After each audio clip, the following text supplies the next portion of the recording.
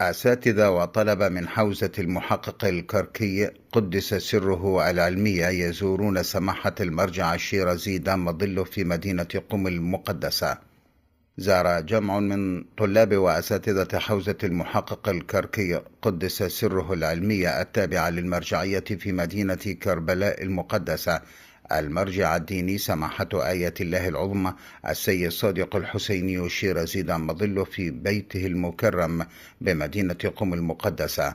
جاءت هذه الزيارة خلال زيارة الوفد لبيت المرجعية، واستمع الضيوف الكرام إلى توصية سماحة المرجع الشيرازي دام ظله حول أهمية نشر تعاليم الإسلام وفق منهج أهل البيت عليهم السلام، ونقل سيرة النبي الأكرم صلى الله عليه وآله إلى أنحاء العالم. كما التقى الوفد بحجة الإسلام والمسلمين السيد حسين الشيرازي زيد في عزه نجل سماحة المرجع الشيرازي دام ظله، واستمعوا إلى كلماته القيمة.